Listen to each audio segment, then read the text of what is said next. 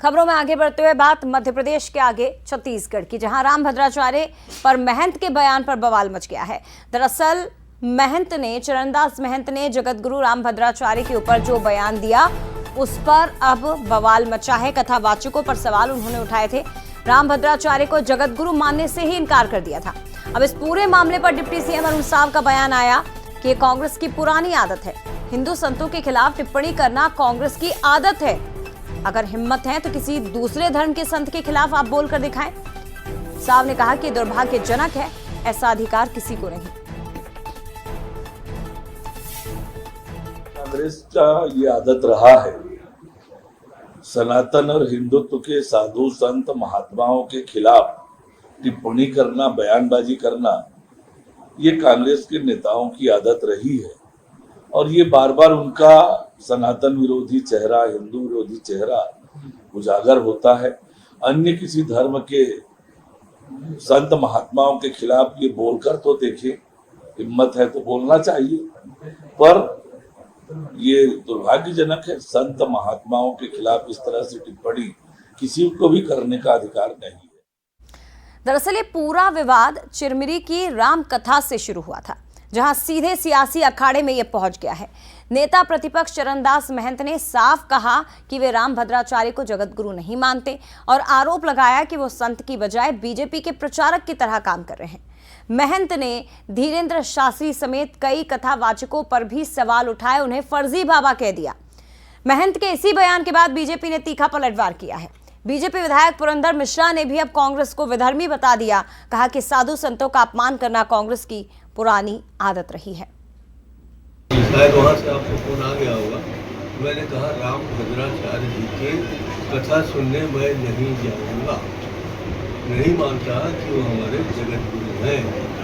और जिस ढंग से वो भाजपा का प्रचार कर रहे हैं, वो सिर्फ भाजपा के प्रचारक हैं, वो अपने आप को सिद्ध कर रहे हैं। ऐसी जगह हमारे कांग्रेस के किसी आदमी को नहीं जाना चाहिए, ये भी मैं कहूँगा। ये कांग्रेस विधर्मी है। साधु संतों का अपमान करना इतना जन्मसिद्ध अधिकार है, क्योंकि वो विदेशी लोगों के खिलौने बनकर भारत में काम कर रहे हैं। इसलिए उनको चेतना चाहिए, कहीं ऐसे श्राप न जाए कि कांग्रेस का सफाया हो जाए। शिखर देवांगन हमारे साथ और ज्यादा जानकारी के लिए इस वक्त जुड़ गए हैं। शिखर, ये मामला बहुत ज्यादा बढ़ चुका है। चरणदास महंत का दिया हुआ बयान, जिस पर सबसे पहले प्रतिक्रिया खुद जगतगुरु राम भद्राचार्य जी की आती है, और अभी सियासी हलकों में भी काफी चर्चाओं का विषय बन चुका है। विवाद काफी गहरा रहा है, न केवल चरणदास महंत को लेकर बल्कि पूरी कांग्रेस को लेकर। बिल्कुल, राम भद्राचार्य को लेकर नेता प्रतिपक्ष डॉक्टर चरणदास महंत के बयान सामने आने के बाद अब सियासत जो है थमता हुआ नजर नहीं आ रहा है। करीब 3 से 4 दिन बीत चुके हैं उस बयान को, लेकिन अभी भी सियासत इस पर जारी है। छत्तीसगढ़ में सनातन और हिंदू संस्कृति को लेकर सियासत लंबे समय से होते रही है, लेकिन नेता प्रतिपक्ष डॉक्टर चरणदास महंत का ये बयान अब कांग्रेस पर भारी पड़ता हुआ नजर आ रहा है, क्योंकि चरणदास महंत ने जिस तरह से बयान दिया उसके बाद बीजेपी अब नेता प्रतिपक्ष डॉक्टर चरणदास महंत पर ही नहीं, कांग्रेस पर भी लगातार हमला करते हुए नजर आ रही है। जिस तरह से उनका बयान सामने आया था, उस बयान के बाद राम भद्राचार्य का बयान भी सामने आया। उन्होंने इस बात का जिक्र किया कि परीक्षण करवा ले कि वो जगत गुरु है या नहीं।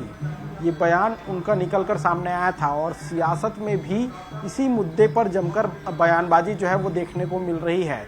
उप मुख्यमंत्री अरुण साव का बयान सामने आया। उन्होंने साफ तौर पे इस बात का जिक्र किया कि हिंदू साधु संतों को लेकर लगातार बयान दिए जाते हैं, लेकिन अगर हिम्मत है तो दूसरे धर्म के साधु संतों पर भी बयान देकर दिखाए। इस तरह के बयान जो है वो देखने को मिल रहे हैं। कुल मिलाकर कहा जा सकता है कि छत्तीसगढ़ में हिंदू साधु संतों को लेकर सियासत जो है लगातार देखने को मिली है। इससे पहले भी बयानबाजी जमकर देखने को मिली थी। साधु संतों पर जमकर बयानबाजियां होते हुए नजर आई थी, चाहे प्रदीप मिश्रा की बात की जाए, चाहे वो धीरेन्द्र शास्त्री की बात की जाए, या उन तमाम साधु संतों की बात की जाए जो छत्तीसगढ़ दौरे पर पहुंचते हैं। उस दौरान जो है जमकर इस पर सियासत होती है। कांग्रेस सवाल खड़े करते हुए नजर आती है, तो बीजेपी इस पर जमकर पलटवार भी करते हुए नजर आती है। हालांकि इन तमाम चीज़ों पर अगर गौर किया जाए तो नेता प्रतिपक्ष डॉक्टर चरणदास महंत बहुत ही सुलझे हुए जी। और बहुत ही स्पष्ट नेता के रूप में जाने जाते हैं, लेकिन इस तरह के बयान देने के बाद अब